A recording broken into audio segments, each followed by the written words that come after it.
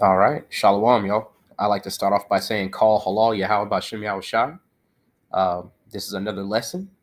Hopefully, it's recording. It's been a while since I've done this. But tonight's letter, our letter, tonight's lesson, we're going to cover the Willie Lynch letter. We're not going to read the whole thing, but we are going to go through a couple of excerpts of it. That way, we can see what we're dealing with in terms of the hatred from our oppressor. One of the things that I constantly encounter while doing the work is an unwillingness to believe that there is a concerted effort against our people and that we're pitted against each other in every way, shape, and form. It's and I understand, the machinations of Esau run so deep that most of our people can't imagine that they have an enemy that's that determined to destroy them. But that's the nature of the reality that we live in. And this letter was, basically it's a speech that was given, and it details the the plan that Esau came up with to completely break and subjugate our people. Now, any forward-thinking Israelite reading this letter, you are going to get angry, but you got to understand where this comes from in relation to the Bible, right? Our adversary Esau is noted extensively in the Bible, not just his likeness, but how he behaves and detailing different efforts that he's put forward to destroy our people. The Bible mentions these things numerous times, and we're going to go into some of that right now. But the Willie Lynch letter, to start out, um, was a speech, as you can see here, was delivered by a white slave owner, Willie Lynch, on the bank of the James River in 1712. So, Columbus, came to the North Americas around the late 1500s, about 1492. And the Negroes from West Africa were brought over here in 1619, right? So this happened after all of this, right? So this affects not just Judah and Benjamin and Levi, but it also affects the northern tribes as well, right? But we're gonna just like take a couple of excerpts out of this because I would recommend that any Israelite read this actual letter. But I'm gonna read this here. In my bag here, I have a foolproof method for controlling your black slaves. I guarantee every one of you that if it is installed correctly, it will control the slaves for at least 300 years. We're talking about 300 years, like planning to control people, right? That this is a method that this individual came up with that he knew would break people for generations, right? A 300-year period, it eclipses our lifespans by about a factor of 3, right? Assuming you live to the age of 100 every generation, and they're staggered on each other literally end to end. And that's not how our life works. Typically, you have your children when you're about 20 years old, right? And as a slave, your livelihood was very short, right? Your lifespan would often end before you even entered your 50s because you were being worked to death. So, you can only imagine how many generations this affected, considering we were being bred like cattle.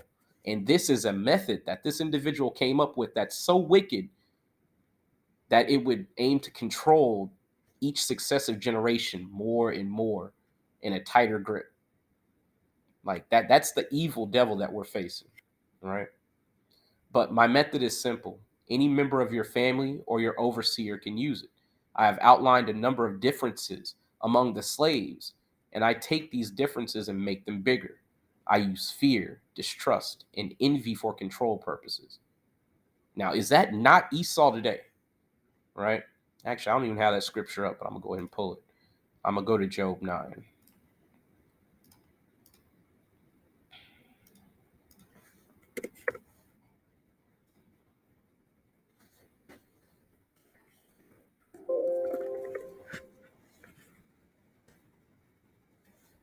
Here we go.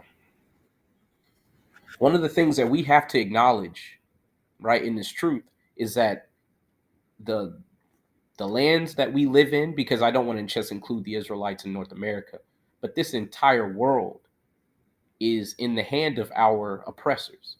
those who truly hate us. Job 9:24, the earth is given into the hand of the wicked. He covereth the faces of the judges thereof. If not, where and who is he? And the judges are the Israelites, right? So if the earth has been given into the hands of our adversaries, the way they treat us should be reflected in our daily lives. And it surely is. And we see that not only in the present, but in the past as well. Right? So let's go ahead and read a little bit more. But we see here the machination that Esau plans to use is simply our differences. Right? And as we go more and more into this lesson, we're going to see that every conceivable and noticeable difference has been used. On the top of my list is age, but it is there only because it starts with an A. The second is color or shade. There is intelligence, size, sex, size, plantations. Literally, the size of the plantation that niggas were being worked to death on was a point of contention between our people. It's isn't that how it is today? You know, you got people, you got literal classism amongst people who ain't got a pot to piss in. People holding up money phones and doing all types of ignorant shit. Ain't got nothing going except for I work for Massa so and so, and you don't have a plantation that gives you as much money. I'm better than you. But here it is in the Willie Lynch Willie Lynch letter as a point of contention that the white man was going to exploit our people from. He was going to prey on that difference and basically turn us against each other simply by all these things that are listed here. And it goes on status on plantation, literally your position at your job, whether you have a job or not. If you at the same job, or is somebody making more than somebody? Do you have more favor? All these things are points of contention, right? Attitude of owners, whether the slaves live in the valley, on the hill, east, west, north, south. How many of us are killing each other, based on what set they claim, what city they come from? This has all been instituted by Esau. That's why, folks like Neely Fuller, I would recommend any Israelite who is not aware of what white supremacy is, look him up. But that's why a notable figure like Neely Fuller, he fixates so much on white supremacy because literally this is white supremacy. This is why they are superior to us. But we have location here, have fine hair, coarse hair, or is tall or short. Actually, I didn't plan on getting this, but I'm going to get this too.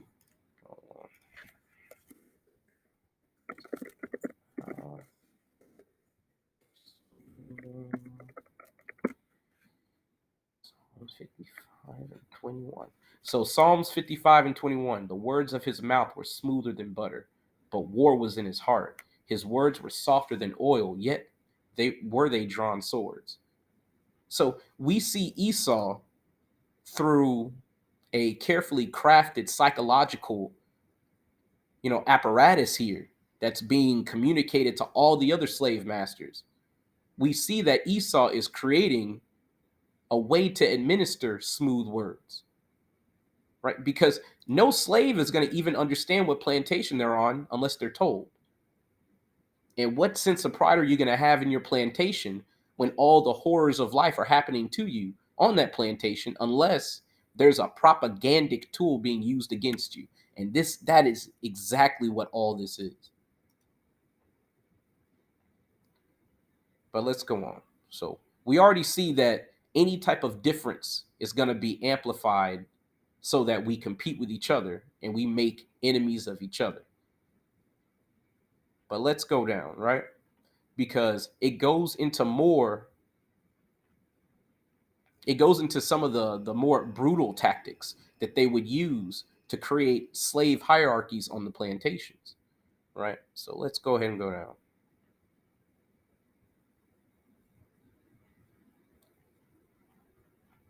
So let's read a portion of this where it says, let's make a slave, right? Let's Make a Slave is a study of the scientific process of man breaking and slave making. Now, I want to repeat this again. The scientific process of man breaking. So what they're saying is taking an individual who understands who he is, the obligation to his family and his community and his God, in slave making. So you're going to break that man who's whole and create something that looks just like the man that has been lost, but is a slave and a servant. And it's going to go into more particulars of what a slave actually is, what characteristics they desire in a slave, and how to achieve them, right? It describes the rationale and results of the Anglo-Saxons' ideas and methods of ensuring the master-slave relationship. Now, this is from Anglo-Israelism, where essentially the sons of Isaac, the angelic sons of Isaac, who were, of course, Israelites, right? The Jacobites and stuff like that. But this was part of Anglo-Israelism, print or Israelism. I don't even know how to say it. Israelism principles. I'll just say that. That essentially would interject themselves as the Israelites, right? But the origin and development of a social being called the Negro. Let us make a slave a slave. What do I need? First of all, we need a black nigger man, a pregnant nigger woman, and her baby nigger boy. Second, I will use the same basic principle that we use in the breaking of a horse, combined with some more sustaining factors. Oh, I just remembered. I might not be able to put it up, dropping the N-bomb like that. All right, well, we'll just see what we get. When we do it, we horsed. When we do it, we horsed. We break them from one form of life to another.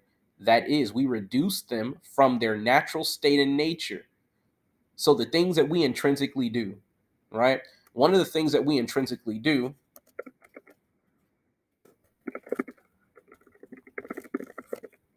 is serve the Most High and keep His commandments. Right? Romans 10:2, for I bear them record that they have a zeal of God, but not according to knowledge. For the most part, you don't have to tell our people not to rape. For the most part, you don't have to tell our people not to murder.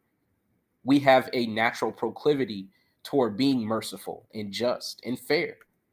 But when you have an oppressor who is able to dictate every facet of your life to you, and he aims to reduce you from your natural state, then you're going to have a major issue in terms of your character and how you actually live your life and whether you can keep the commandments or not.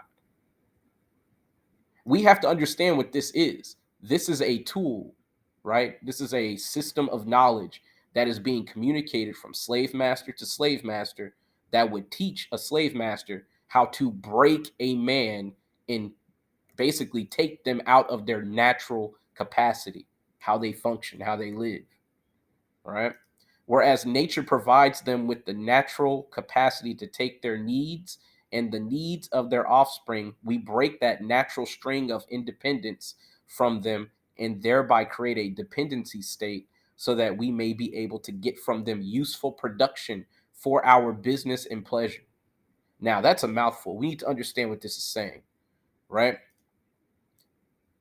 So, whereas nature provides them with the natural capacity to take of their needs and the needs of their offspring. So, basically, the dynamics of your family, right?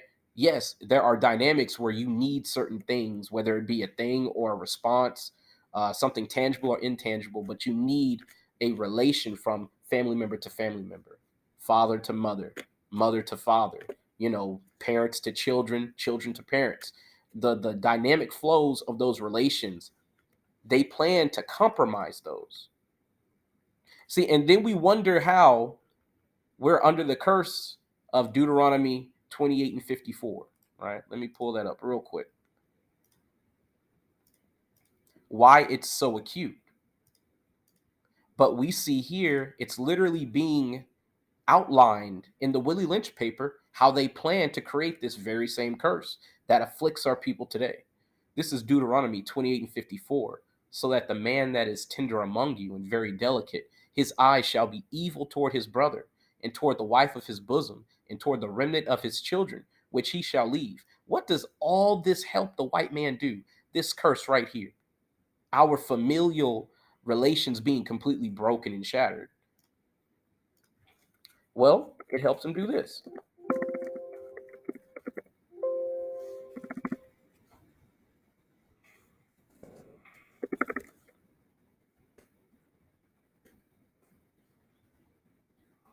Lock it, y'all.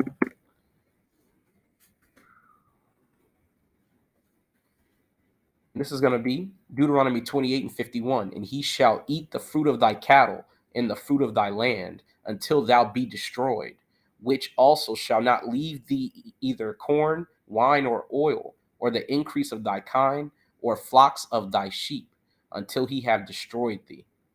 Right? So the fact that our families are completely shattered yields this curse. But it's all orchestrated through these principles that our enemy has literally created and instituted amongst their brethren. See, that's why in Psalms 82, when it says that they conduct, secret councils against us, that they're confederate against us and united, this is evidence of that. This is a literal product of a man's mind that was communicated to other slave masters with the intent of breaking the Israelites. But let's go a little further. So, whereas nature provides them with the natural capacity to take of their needs and the needs of their offspring, we covered that. We break the natural string of independence from them. So we take their natural habits and break them completely, and thereby create a dependency state. So a state of depending on them, right? To dictate how you behave, dictate actions, tell you what's right and wrong, like disciplining your children. What you teach your children, what tools you expose them to early in life that will affect them for the rest of their lives. By tools, I mean systems of knowledge, difficulty and scale. As a child, I often felt like I was basically unengaged, and many Israelite children feel that way. You know why? Because they're creating a dependency state where they tell you what's logical, where they tell you what's valid and what's worth knowing. Hence why we got coons walking around thinking if they got a PhD, that they're better than their brothers on the plantation, not understanding that they've broken our very habits of being family and instituted competition so that we view each other as enemies. That's all here. And we see that it literally yields the curses of 28 and 51. See, our people don't understand. The Most High God will send the worst of the heathen to achieve his goals. And the thing is, it didn't start out like this. The white man literally is the worst of the Most High's weapons against us, the worst of the heathen. Let me grab that. I want to read all of Ezekiel 7, but I'm going to grab this just for time's sake. This is Ezekiel 7 and 24. Wherefore I will bring the worst of the heathen, and they shall possess their houses, and I will also make the pomp of the strong to cease. I would say being buck broke and made into basically what we see today, niggas and booty shorts. I would say this is making the pomp of the strong to cease. Because as an Israelite, under the curses in subjugation today, we have nothing to be proud about. We ain't got no pomp to be had, right? I will also make the pomp of the strong to cease, and their holy places shall be defiled. Now, we know the temple is the only house that the Most High God has ever dwelled in on earth, right? And the first two temples have been destroyed. But we are also the temple of the living God, right? And we've been polluted, and we have been compromised as a people, right? Not just our ideals, but the very food that we eat as well. Hold on, let me grab this. So this is First Corinthians 3 and 16. Know ye not that ye are the temple of God, and that the Spirit of God dwelleth in you? If any man defile the temple of God, him shall God destroy. So when we were defiling ourselves, not keeping God's laws, whether it be the southern kingdom in West Africa or the northern kingdom that had already come over here to our source, as per Second Ezra 13, right? When we basically started to go off and not keep the Most High's laws and worship all these idols, the Most High God destroyed us. And how did he destroy us? With the worst of the heathen, right? But if any man defile the temple of God, him shall God destroy. For the temple of God is holy, which temple ye are, right? So our very vessels are the temple of the Most High God as Israelites.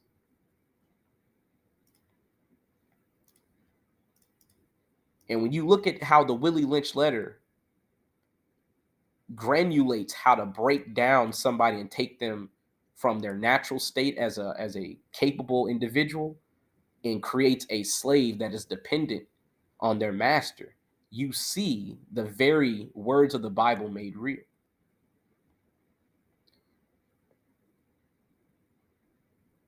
But this other part right here is something that we need to focus in on, right? And it says, and thereby create a dependency state so that we may be able to get from them useful production for our business and pleasure. So the whole reason why we're being destroyed, according to this letter, is to basically get goods, production, services, things that you can convert into money. You know, one of the things our our oppressor has a obsession with is money.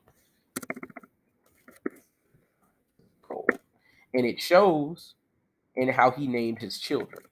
Eliphaz is a grandson of Esau.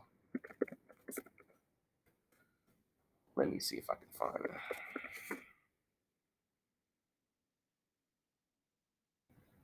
Yeah, I'm gonna need blue letter for that.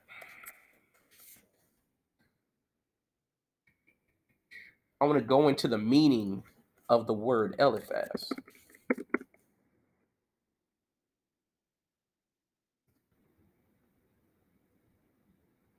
Now I'm gonna read this just to for comprehension sake here. This is Genesis 36 and 1. Now these are the generations of Esau, who is Edom. So this is the progenitor of the so-called white man right here.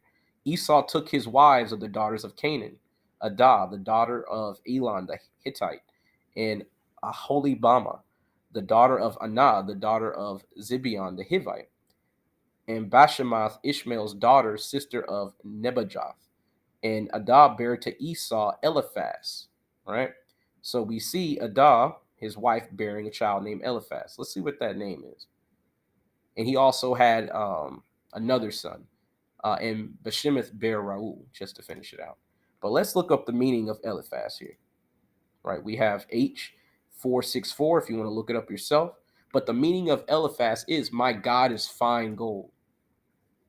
We need to understand what's being talked about here. We're talking about breaking generations of people. This is a framework to genocide, and it's done all in the hope of attaining more production, demanding more material goods, more luxury, more opulence.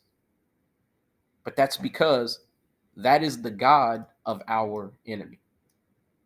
This is the white man's driving force, material good and luxury. And we have to understand Esau is our brother.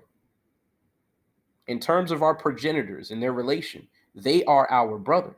But because they have pursued us with the sword, that's also why they have to be destroyed. Actually, I wanted to pull up Malachi.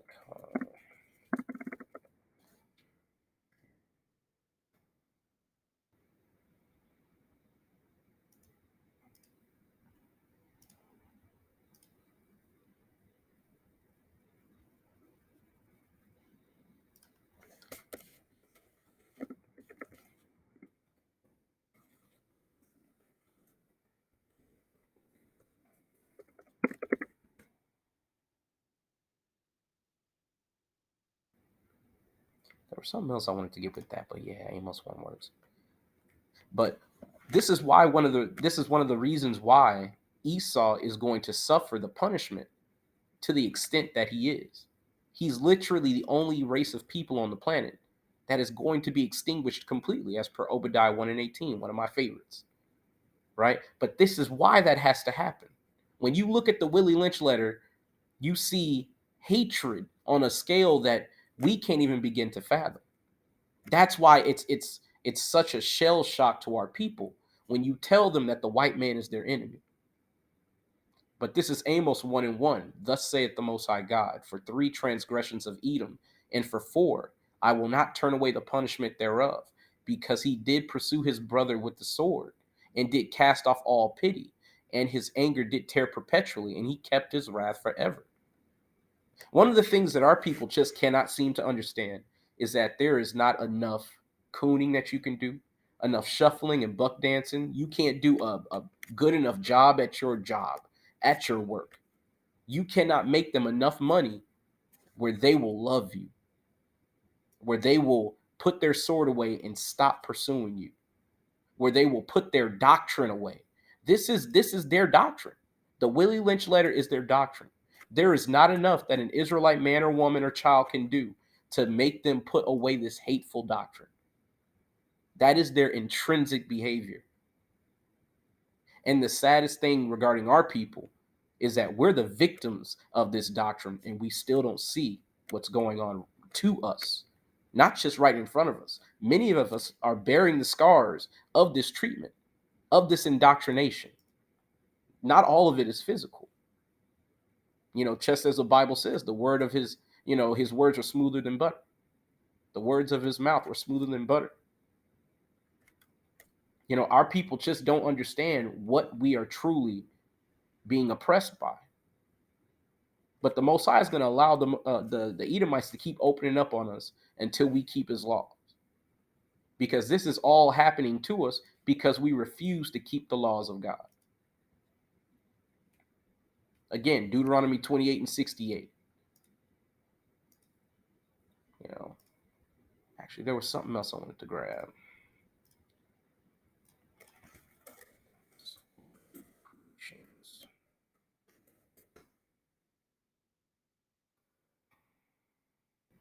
This is Joel 3 and 6. The children of Judah and the children of Jerusalem have ye sold unto the Grecians, that ye might remove them far from their border. Now, this is, of course, talking about the Hamites selling us to the Edomites. But the thing is, the Edomites were the willing recipients or willing buyers of Israelite slaves. See, that happened in the times of our Grecian captivity, and it also happened during the time of our, the beginning stages of them occupying us as a people from West Africa, because that was a process. Many of the refugees in West Africa were not those who basically made the trek straight there after 70 AD. They were the Moors. They were the Jacobite houses, like the Stuart house in Europe, after they were basically kicked out of the United Kingdom. All those areas like Scotland, England, Wales, we were kicked out of those areas and we were sent to the west coast of Africa. And then that's where we were preyed on by the Hamites and the Ishmaelites and sold to the Edomites. But we have another instance of this type of transaction happening in the Old Testament. And this was when we were sold unto the Grecians. It's just one of these things that our people don't understand is when we look at something like the Willie Lynch letter, this is carefully crafted from thousands of years of pursuing us with the sword. See, we think we look at the captivity that happened to us with, on the shores of North America. We look at it as a microcosm when this hatred that the white man has had for us spans the time from the present all the way back to the birth of Jacob and Esau. We're going to get that in Genesis real quick.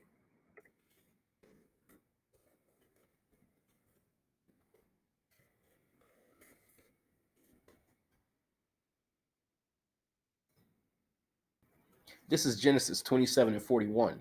And Esau hated Jacob because of the blessing wherewith his father blessed him, And Esau said in his heart, the days of mourning for my father are at hand. Then will I slay my brother Jacob. And he's been killing us or attempting to kill us ever since. But let's go on in this letter real quick. Let's cover a little bit more. Uh-oh. Did it stop?